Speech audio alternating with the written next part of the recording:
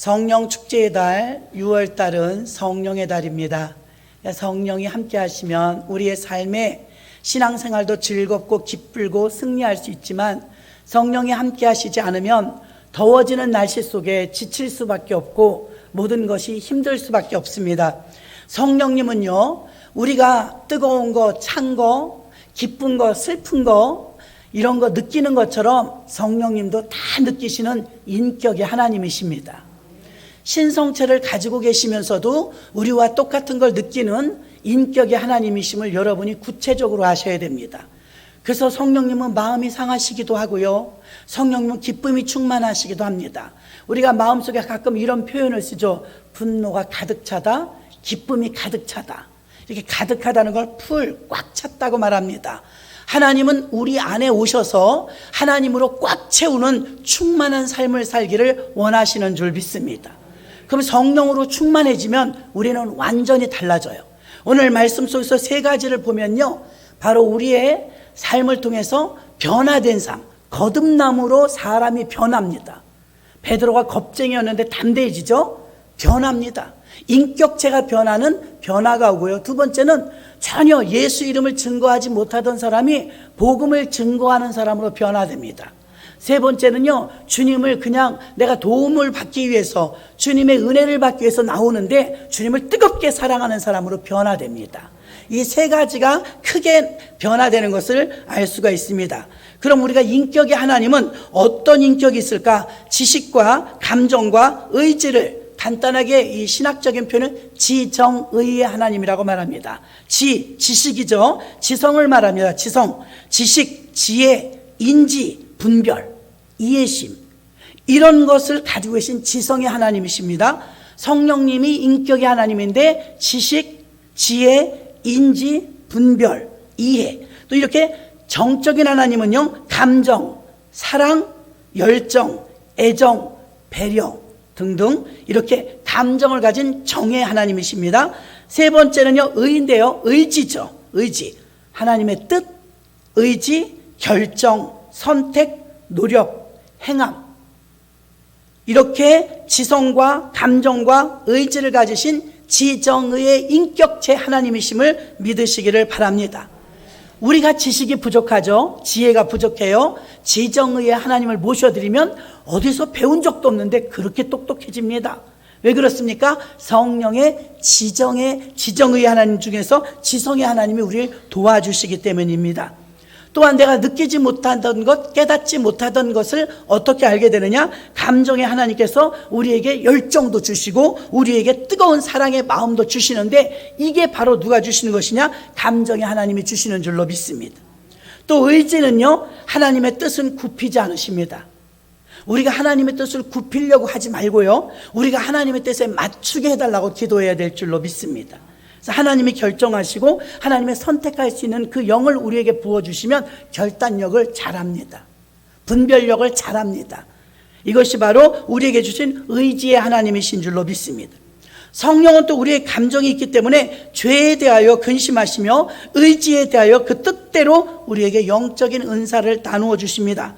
고린도전서 12장 11절에 보니까 이 모든 일을 같은 한 성령이 행하사 그 뜻대로 각 사람에게 나눠 주시느니라. 아멘. 그 뜻대로, 하나님의 뜻대로 주신다는 건 바로 의지의 하나님이심을 우리에게 나타내 주시는 것입니다.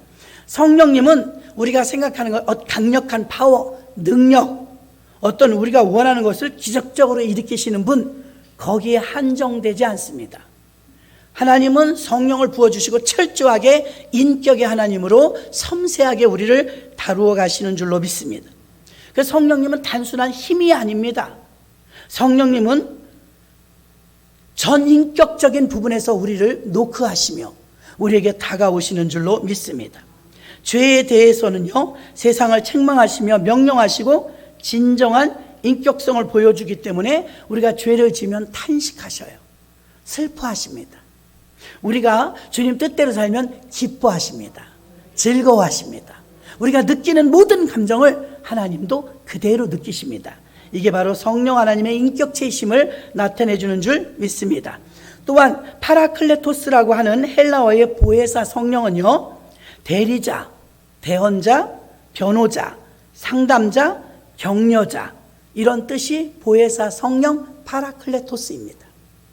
그러면 이게 대리자, 대언자, 변호자 이런 뜻은 그분은 인격의 하나님으로 우리에게 다가오고 있다는 걸 말해주고 있는 것입니다. 여러분들이 혼자 해결할 수 없을 때 성령이 충만하면 상담자, 보혜사, 성령님이 도와주십니다. 내가 어떻게 말해야 될지 입술이 뻣뻣할 때 성령이 충만하면 보혜사, 성령님께서 우리의 대언자, 대리자가 되어주십니다. 그리고 성령 하나님께서 우리의 변호자가 되어주셔서 생각지도 못한 말을 할 수 있도록 지혜를 주시는 줄로 믿습니다. 성령은 이렇게 무한한 위엄과 영광과 거룩과 능력을 지닌 신성의 인격체로서 사람 안에 충만히 주셔서 우리의 인격을 변화시켜 주십니다. 이 성령님이 우리 안에 들어오시면 이 성령의 변화의 인격이 우리에게 들어오므로 우리가 이전과 똑같은 사람의 모습을 갖추고 있지만 전혀 다른 사람이 되는 것입니다. 그렇다면 성령은 사람들을 어떻게 변화시킬까요? 아까 말씀드린 것처럼 첫 번째, 우리를 거듭난 새 사람으로 변화시킵니다. 거듭나기를 원하십니까? 계란이요, 닭이 꼭지요하면 어떻습니까? 아침에 가보면 따끈따끈한 계란을 저도 닭장 안에서 꺼내온 적이 있어요. 그런데 그걸 맛있게 먹는데요, 또 그게 닭이 21일 동안 이 알을 품으면 부화됩니다. 그러면 부리를 가지고 이 계란을 톡톡 까고 나와요. 참 신기하더라고요. 그럼 삐약삐약 하면서 노란 병아리가 그 알 속에서 나오더라고요. 아, 너무 신기했어요. 그 예쁜 병아리 키우느라고 참 어릴 때 재밌었죠. 이렇게 닭이 알을 한 번 낳으면 한 번 태어납니다. 유정란이기 때문에 속에 생명력이 있다 할지라도 움직이지를 못하니까 한 번 태어났을 땐 온전하질 않아요. 근데 21일 동안 어미가 품어요. 품고 나면 부화돼서 이제 알을 까고 나오죠. 삐약삐약하고 움직이면 비틀거려도 차츰차츰 어떻게 돼요? 중닭이 되고 큰 닭이 되면서 온전한 생명체로 움직이게 되는 줄로 믿습니다. 이게 두 번 태어났다, 거듭났다, 중생했다 이런 표현을 쓰는 것입니다. 두 번 태어나야 완전해요. 저희도 어머니 뱃속을 통하여서 모태로부터 한 번 태어났어요. 김씨, 씨, 박씨로 어머니, 아버지 밑에서 태어났어요. 한 번 태어났지만 겉모습은 똑같아요. 그러나 한 번 태어났을 땐 완전하지 않아요. 두 번 태어나면은 중생했다, 거듭났다는데 우린 실로 하나님의 사람으로 완전히 다른 사람이 되어지는 줄로 믿습니다. 그렇다면 거듭난 게 그럼 어떻게 하면 거듭나요? 어떻게 해야 중생하는 거예요? 십자가와 연관이 있습니다. 현대사회는 고도로 발달한 영상 기술을 통해서 가상의 이미지 재생이 쉬워졌습니다. 그래서 CCTV가 경찰보다 범죄를 더 많이 잡습니다. 이것이 영상 세계의 힘이죠. 그래서 실제를 대신하기도 하는 이 가상 세계가 우리 사회 전반에 자연스럽게 스며들었습니다. 장 보르디아라는 사람은 현대사회를 소비와 대중매체, 정보사회 기호나 이미지, 정보교환의 하이테크놀로지라고 하는 기반을 둔 사이버네틱 사회라 그랬습니다. 사이버네틱 사회, 가상세계에 살고 있다는 것입니다. 현대인들은 가상의 이미지가 더욱 실제 같은 현대사회의 현실과 가상의 혼란에 야기되는 정체성의 위기 속에 살고 있습니다. 이제 사람도 AI 인간이라고 그래갖고요, 인공지능 인간이 나온답니다. 이미 나와서 아나운서도 하고 있고 모델도 하고 있습니다. 그런데 그들에게 아직 주민등록번호 같은 건 부여하지 않았죠. 가짜 인간이기 때문입니다. 지금은 가짜 인간이 얼마나 많은지 모릅니다. 그래서 우리가 볼 때는요, 똑같이 생겼습니다. 그래서 가상세계와 현실세계를 혼돈할 때도 참 많습니다. 이제 종교에게까지 이것이 와서 종교마저도 이미지가 실제 믿음은 사라지고 그 자리에 가상의 믿음이 대신할 때가 많습니다. 소수의 교회 성도들은 실제 믿음을 상실하고 사람들에게 믿음의 이미지를 보여주기 위해서 자신들도 이제 믿는 척, 아니면 잘 믿는 사람인 것처럼 그런 모습에 익숙해져 있습니다. 가상의 믿음이 믿지 않은 사람들에게 미치는 믿음은 많은 사람으로 하여금 허상의 믿음을 쫓아가게 만들고 있습니다. 이것이 바로 실제 믿음을 대신하고 있기 때문에 우리는 영적 상태를 깊이 점검해 봐야 합니다. 오늘 본문에 나오는 니고데모라는 사람이 있습니다. 이 사람은 율법이라는 가상 믿음이 자기의 믿음인 양 니고데모라는 인물이 믿음 좋은 사람처럼 묘사되어 있습니다. 니고데모는 율법의 가상 믿음이 실제 믿음을 소유한 그 믿음과 혼돈 속에서 분별을 가졌습니다. 나는 진짜 믿음을 갖고 싶다는 것입니다. 그는 지위와 명예가 있었고 사내들인 공회원이었기 때문에 밤중에 예수님을 몰래 찾아왔습니다. 많은 사람들이 이목이 두려웠습니다. 그는 남들이 볼 때 믿음이 굉장히 좋은 사람이었거든요. 율법주의자요, 율법학자요, 하나님 말씀을 얼마나 잘 아는지 모릅니다. 사람들은 저 사람은 믿음이 좋은 사람, 귀한 사람이라고 여겼기 때문에 사람들이 가상적으로 알고 있는 자기의 실체가 들킬까봐 밤중에 예수님을 찾아왔습니다. 문을 두드립니다. 예수님을 만났습니다. 가상의 믿음이 무엇입니까? 지금은 가상의 믿음이라고 말하지만 그 당시를 우리가 실질적으로 말하면 바로 형식적인 믿음이라 이 말입니다. 아멘이십니까? 형식적인 믿음. 오늘날 우리 사회에, 우리 교회에는 없을까요? 형식적인 믿음. 권사니까, 집사니까, 안수 집사니까 이 정도는 해줘야지. 실제적으로 믿음 하나도 없으면서 겉으로는 주의 종이니까, 장로니까 하면서 믿음 있는 척, 믿음 있는 것처럼 보여지게 하는 쇼를 한다면 우리는 가상의 믿음을 실제 믿음인 양 착각하고 있는 것입니다. 거기에 몸부림을 치고 있는 한 사람이 있었으니 니고데모였습니다.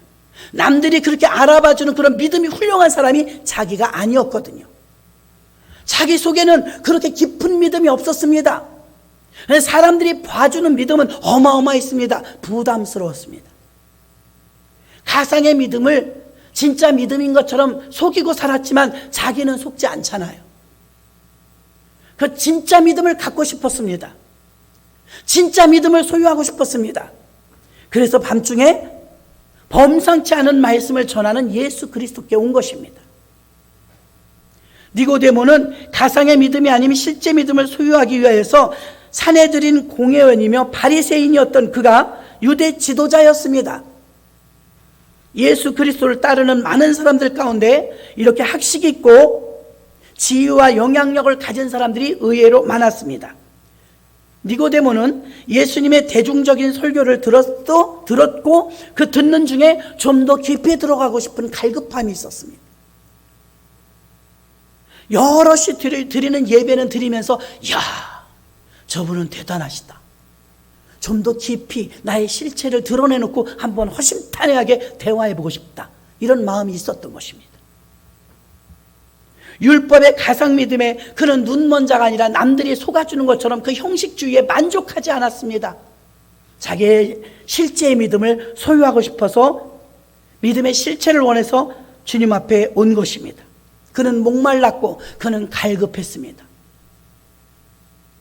니고데모는 예수님의 말씀이 예수님이 3절에서 말씀하신 것처럼 물과 성령으로 거듭나지 않으면 하나님 나라에 갈 자가 없다고 하니까 이게 이해가 안 됐습니다.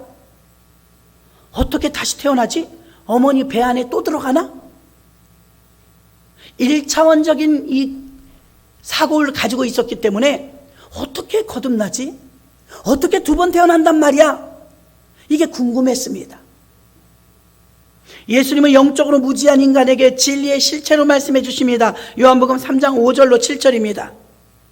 예수께서 대답하시되 진실로 진실로 내게 이르노니 사람이 물과 성령으로 나지 아니하면 하나님 나라에 들어갈 수 없느니라. 육으로 난 것은 육이요 성령으로 난 것은 영이니 내가 내게 거듭나야 하겠다는 말을 기이 여기지 말라. 아멘.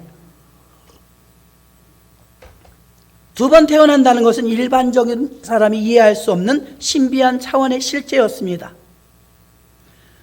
니고데모는 이것을 영적으로 깨닫지 못했습니다.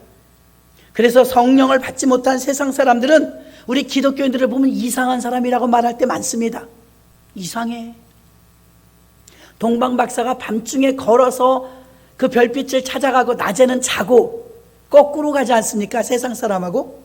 저 사람은 왜 밤에 안 자고 낮에 자? 그리고 왜 밤에 저로 돌아다녀? 이해하지 못하는 부분이 많습니다. 별빛을 보고 가야 되니까 밤에 걷는 것입니다. 예수 믿는 사람은 남들은 다 주일날 쉽니다. 휴일이라고 말하면 휴일. 예수 믿는 사람은 휴일이 아닙니다. 주님의 날입니다. 오히려 세상 학교는 주일날 쉽니다. 교회는 주일학교 주일날 개강합니다. 거꾸로예요. 그래서 세상 사람들은 예수 믿는 사람을 이상하다고 말합니다. 성령으로 충만하게 거듭나지 아니하고는 이해할 수가 없는 일들이 많다는 것입니다. 성령을 받은 자만이 이 세계를 알 수 있고 경험할 수 있으며 중생한 사람만이 하나님 나라와 중생한 것에 대한 확신을 갖게 되는 줄로 믿습니다. 바람피는 남편이 있다면 당신 바람 폈지? 그러면 바람을 폈나? 안 폈나? 아리까리합니다. 이렇게 말하면 굉장히 웃긴 겁니다. 바람을 폈으면 본인은 분명히 압니다. 남들은 아리까리하게 합니다. 본인은 압니다.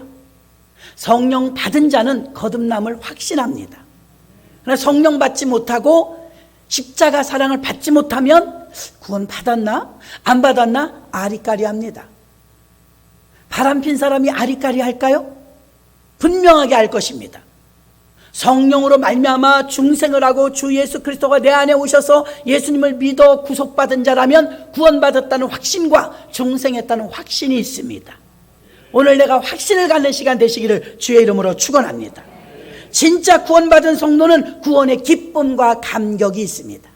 그렇게 기뻐요. 눈물이 막 나요. 이산가족 찾기 할 때 30년 40년 만에 만나갖고 막 부둥켜 안고 우는 거 우리 봤지요. 이산가족들 기쁜데 왜 울어요? 너무 기뻐도 눈물이 나는 거예요.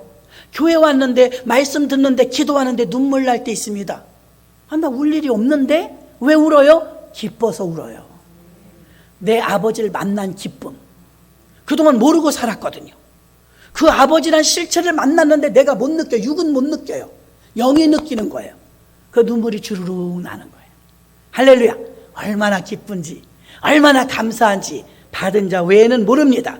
성령의 역사는 예수 그리스도 복음을 통해 이루어지는데요, 교회의 성령의 역사와 거듭남이 오늘날의 교회는 줄어듭니다. 왜 교회에 다니면서도 아리까리하며 거듭난 줄 모를까요? 십자가 복음이 약하기 때문입니다. 그래서 오늘 십자가 복음을 알려드리려는 겁니다. 성도들은 성령과 예수, 십자가와 복음에 대해서 관심을 기울여야 되는데 오히려 물질적인 축복받는 게 더 관심이 많아요.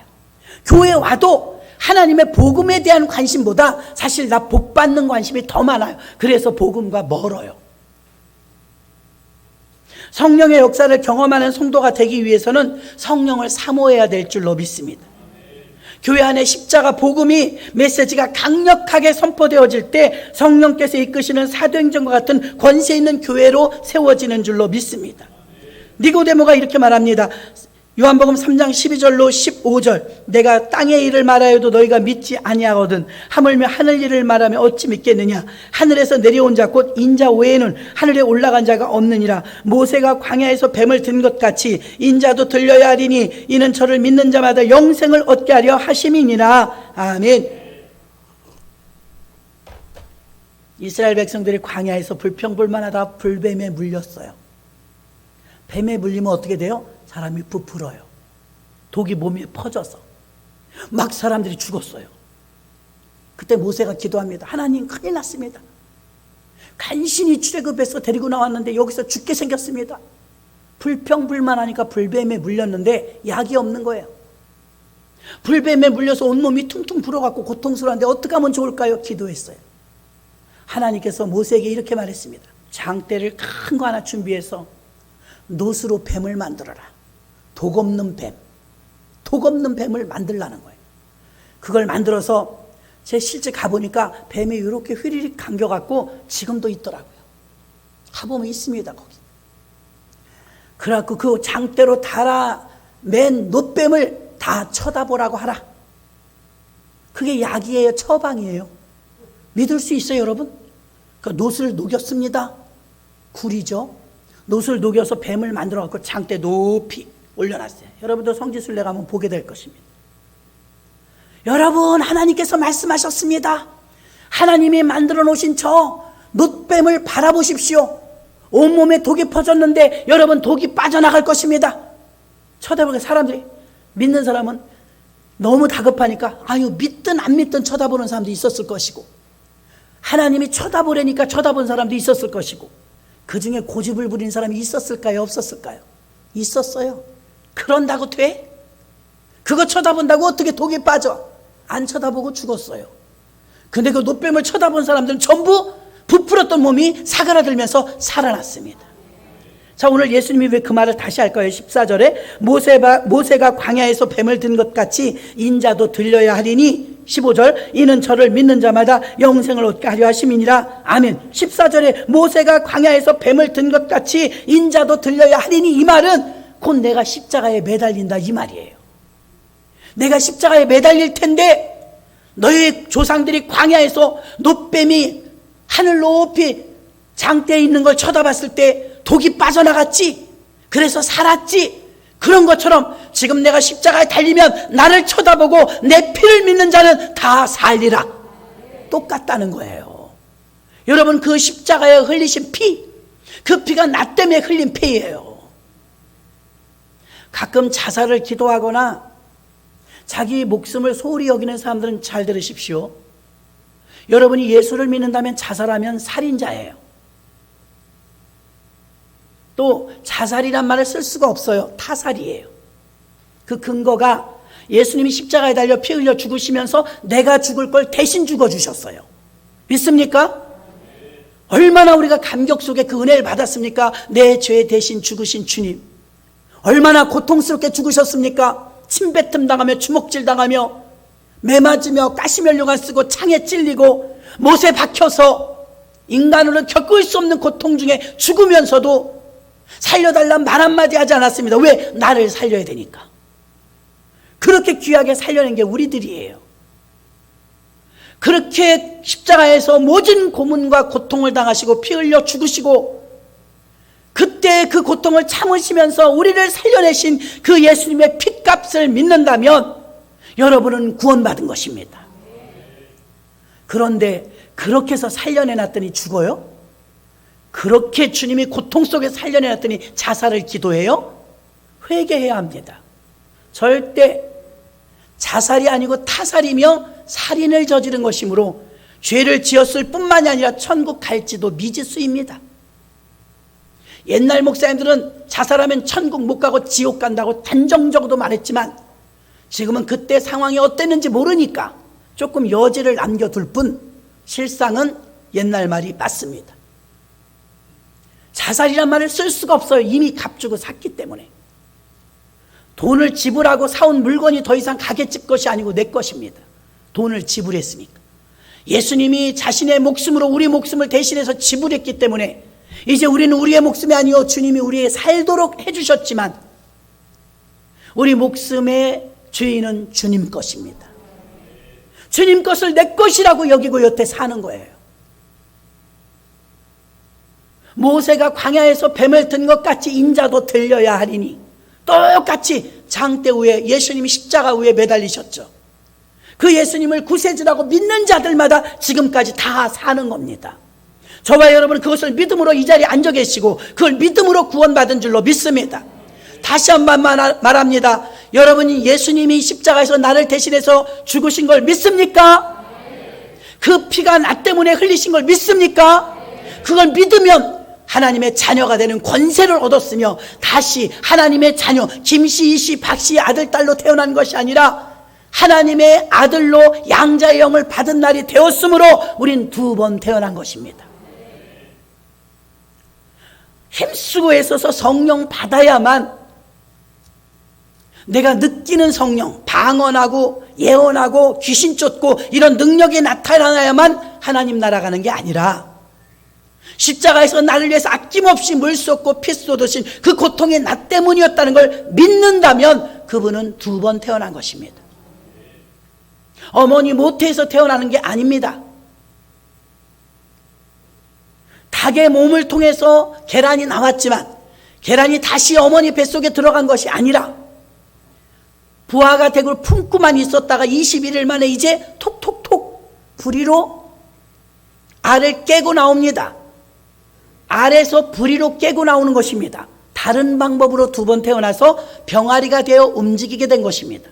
저와 여러분도 어머니 모태를 다시 들어가는 게 두 번 태어나는 것이 아니라 이제는 예수 그리스도를 믿음으로 예수님이 독생자로 죽으셨는데 이제 더 이상 독생자가 아니라 예수님은 맏아들이요 우리는 차자들이 되어서 하나님의 아들 딸들이 되었으니 하나님의 자녀가 되는 권세를 얻었으니 여러분이 믿는다고 입으로 시인하면 하나님의 자녀가 되는 권세를 얻었고 십자가에서 뱀이 들린 것처럼 예수님이 들린 것을 믿는다면 우리는 하나님의 자녀가 되었고 두 번 태어나는 거듭남이요 중생자가 된 줄로 믿습니다.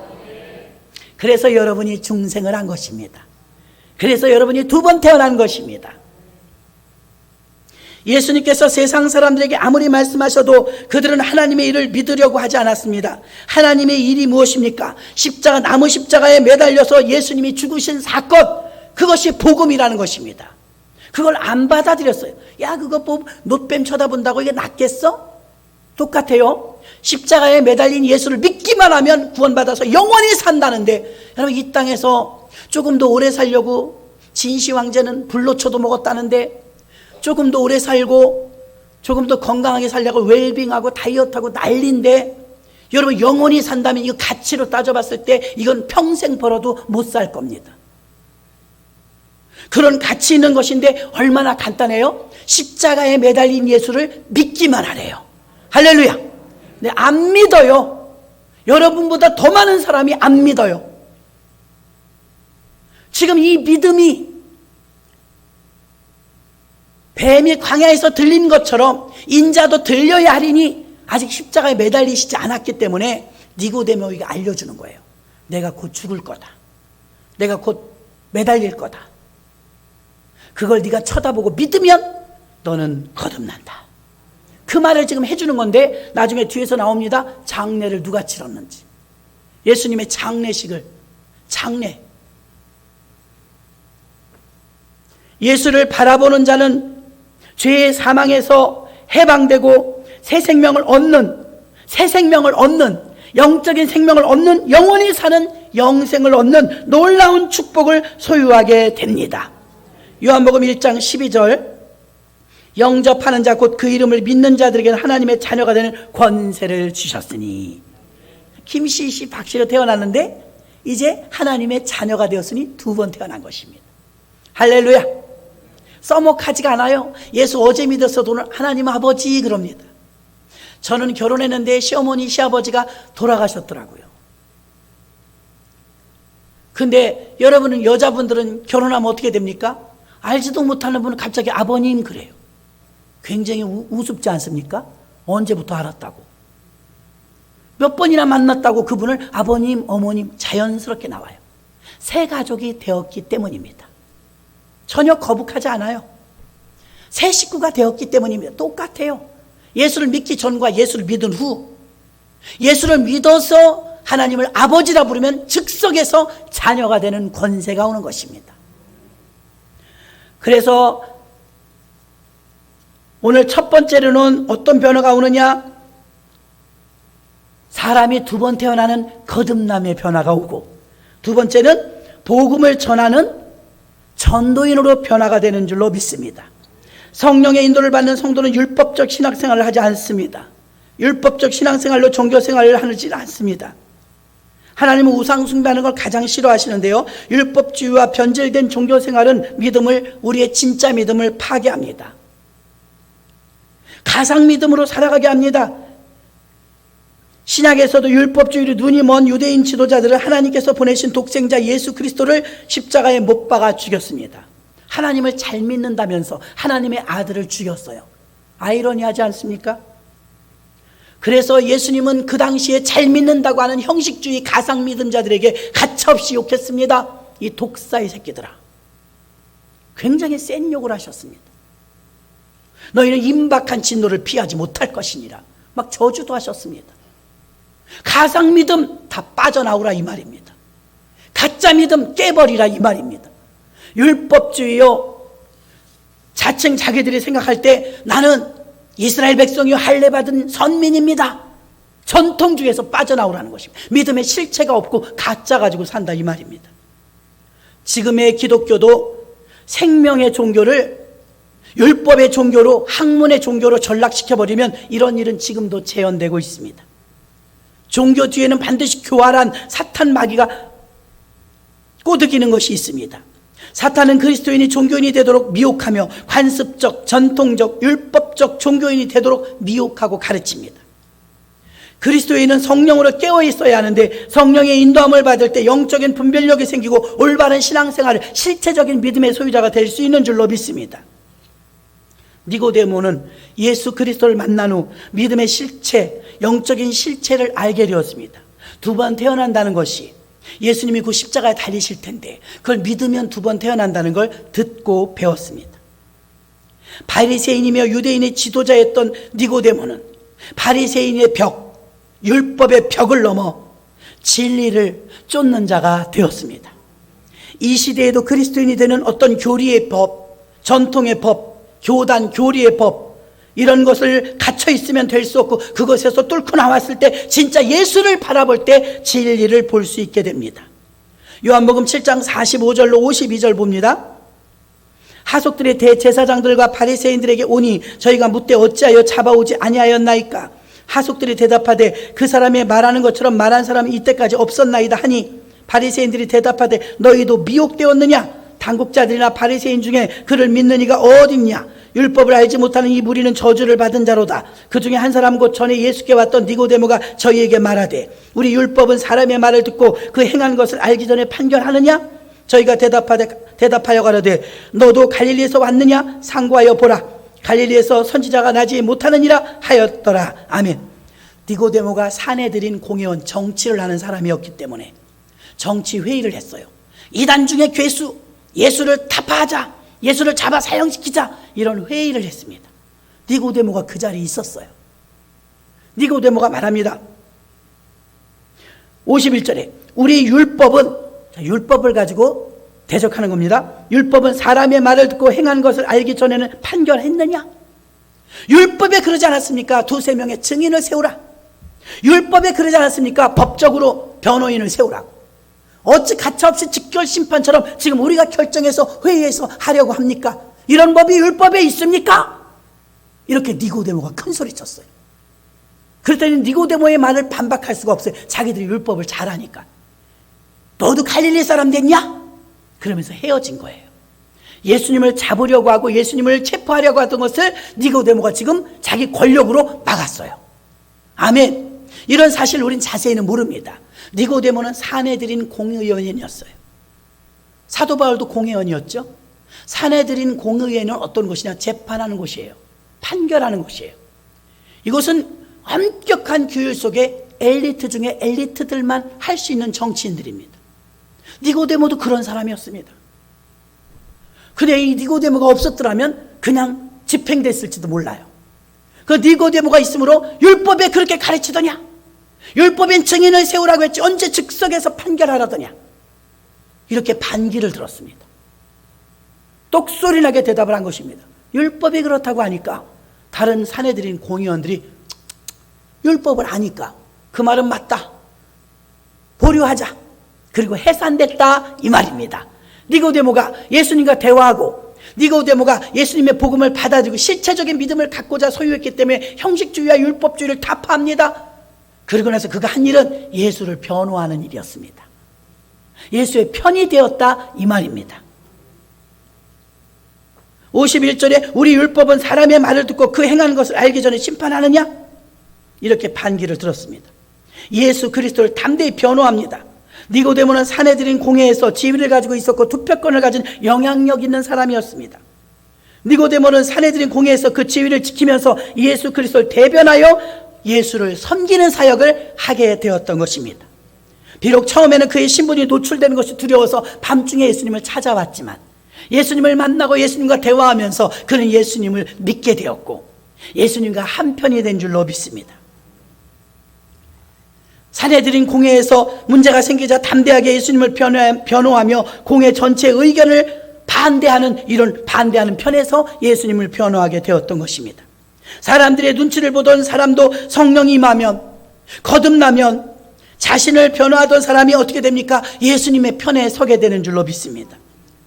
목숨을 살려고 12명의 제자는 다 도망가 버렸지만 니고데모와 아리마대 요셉은 그 자리를 지켰습니다.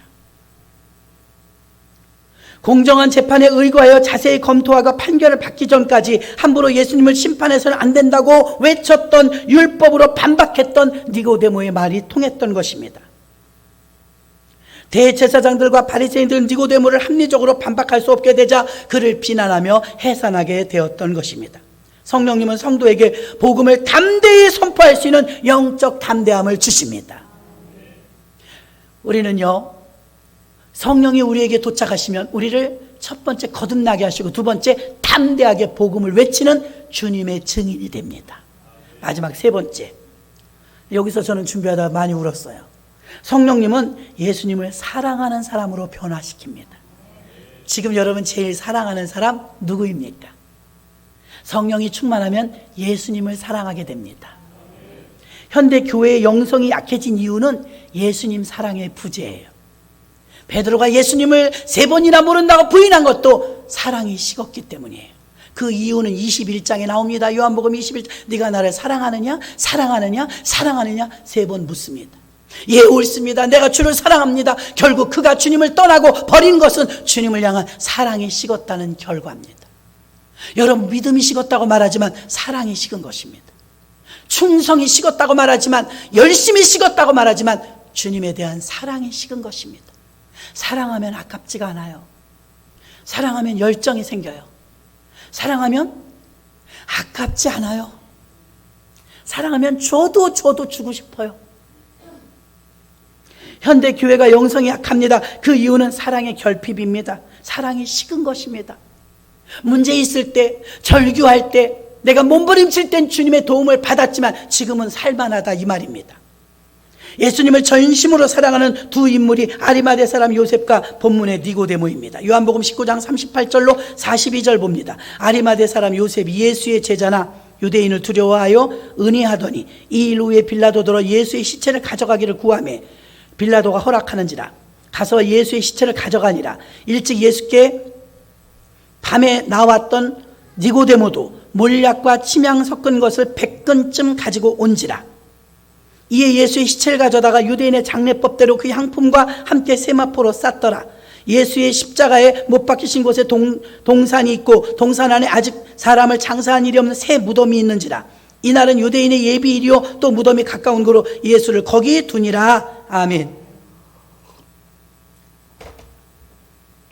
제자가 다 떠났는데 우린 12제자밖에 모르잖아요. 그 다음에 70인의 제자가 생겼습니다.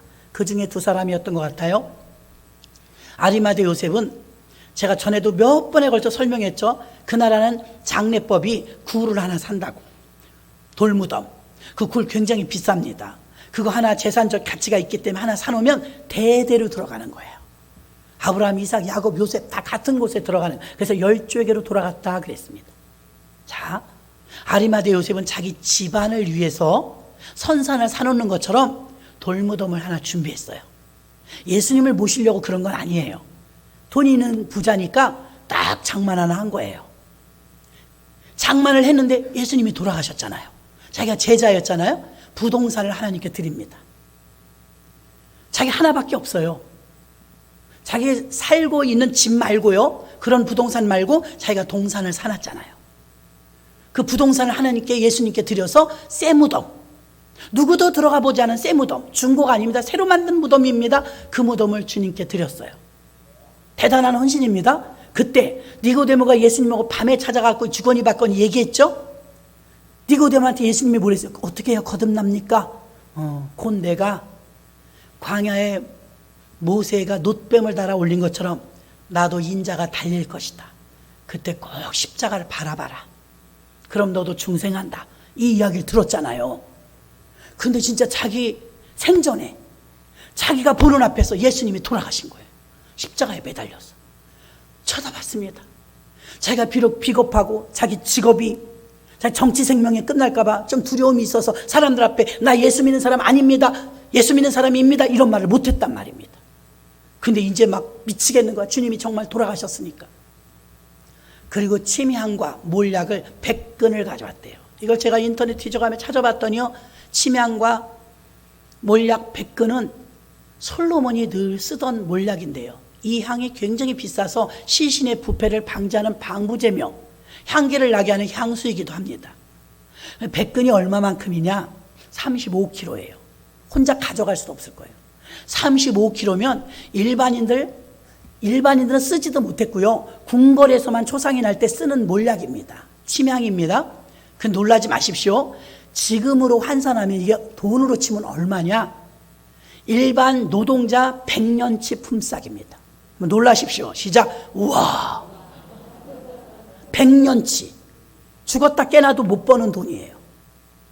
니고데모가 한번 화끈하게 멋지게 주를 위해 헌금했다 할까요? 여러분, 예수 믿은 10년, 20년, 30년, 50년 한 번 기억에 남을 만한 큰 헌신 헌금한 적 있습니까? 나도 놀랄 만큼. 니고데모는 그걸 한 거예요. 아리마대 요셉은 그걸 한 거예요.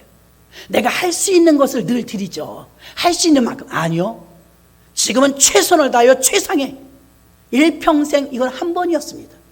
일평생 한 번 기억에 남을 만한 엄청난 액수, 일반 일꾼의 100년치 품삯. 침향은 여러분 향수 요만한 병에 담겨 있잖아요. 그게 몇만 원씩 하잖아요. 35kg를 가져온 거예요. 당대 최고의 향수. 있을 수 있습니까? 최선을 다해서 전 재산을 드리다시피 해서 니고데모는 침향을 준비했어요. 왕들에게만 쓸 수 있는 이 염할 때 쓰는 약. 저는 다시 한번 감탄했습니다. 여러분, 이렇게까지 할 때 아리마대 요셉의 부동산과 니고데모의 침향 100근을 드렸을 때 어떤 마음일까요? 돈으로 환산할 수 없는 마음, 예수님을 사랑했기 때문입니다. 사랑하니까 드린 거예요. 마리아가 옥합을 깬 것과 같은 마음입니다. 사랑하기 때문에 다른 답이 안 나와요, 여러분. 성령이 임하시면 우리에게 예수님을 향한 사랑하는 마음을 주십니다. 너무 고맙고 너무 감사하고 늘 울어도 갚을 수 없는 은혜. 예수 믿는다면 이런 뜨거운 사랑 한번 해봐야 되지 않겠습니까?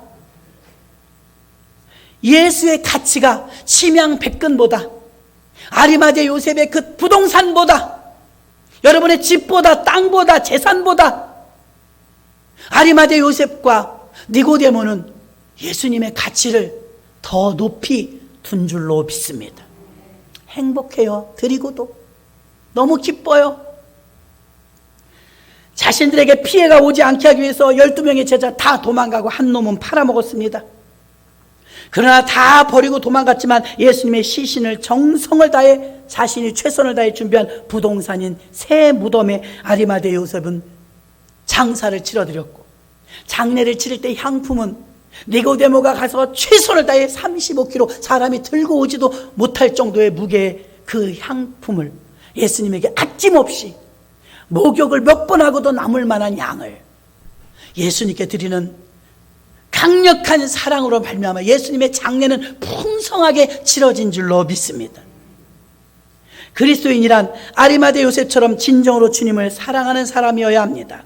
베드로가 주님을 버리고 도망간 것은 주님을 향한 사랑이 식었기 때문이라고 했습니다. 성령을 받은 사람 마음속에는 예수님을 향한 절대적인 사랑이 있습니다. 니고데모도 요셉과 같이 진실로 주님을 사랑했습니다. 그래서 많은 돈을 들여 침향을 사온 것입니다.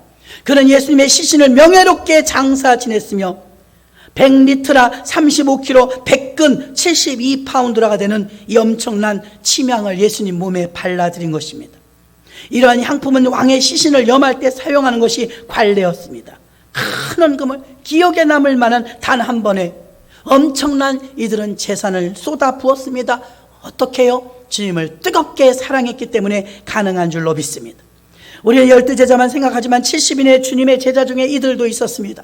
이들은 이들이 주님께 바친 사랑은 거짓이 없는 사랑이었습니다. 이들의 사랑은 물질적으로 드린 사랑이었습니다. 마태복음 6장 21절에 내 보물이 있는 그곳에 네 마음도 있느니라. 주님을 사랑하면 지갑에 쓰는 용도가 달라집니다. 두 제자의 사랑은 실천적인 사랑이었으며 행위가 따르는 사랑이었으며 위선적인 사랑이 아니라 믿음이 있는 척하는 가상적인 믿음이 아니었습니다. 그리스도는 여러 왕 중에 하나가 아니라 만왕의 왕이라고 고백합니다. 성령을 받은 사람은 예수 그리스도를 왕으로 섬기는 줄로 믿습니다. 왕 장례식 하는 것처럼 치렀단 말입니다. 니고데모나 아리마대 요셉 마음속엔 예수님이 왕이란 말입니다. 우리가 예수를 믿고 따른다면 여러분들도 예수님을 왕으로 섬겨야 될 줄로 믿습니다. 아니면 니고데모나 요셉과 같은 예수님을 왕으로 모시는 섬기는 신앙생활을 여러분이 하고 있나 생각해 보란 말입니다. 요셉과 니고데모처럼 여러분은 예수님을 왕으로 섬기는 신앙생활을 하고 있는지, 베드로처럼 도망가고 있는지. 나중에 베드로를 부활하신 후에 만나서 묻습니다. 네가 나를 사랑하느냐? 3번을 반복해서 묻습니다. 사랑한다고 고백하고 베드로 예수님과 사랑이 회복된 줄로 믿습니다. 말씀을 정리합니다. 여러분의 마음을 뒤돌아보십시오. 그리고 마음을 새롭게 하십시오. 성령이 오시면 우리를 거듭난 새 사람으로 변화시킵니다. 성령이 오시면 예수님을 증거하는 자가, 담대하게 증거하는 자가 됩니다. 성령이 오시면 예수님을 목숨을 다해도 아깝지 않은 사랑을 하게 됩니다. 이렇게 성령이 여러분에게 오셔서 나타나는 이 증상이, 그게 불행한 것이 아니요 내 것을 다 빼앗기는 것이 아니라 기쁨으로 자원하여 감사하여 벅찬 사랑 속에 행복해질 수 있음을 아시고 성령을 사모하시는 6월 한 달 되시기를 주님의 이름으로 축원합니다. 하나님 아버지,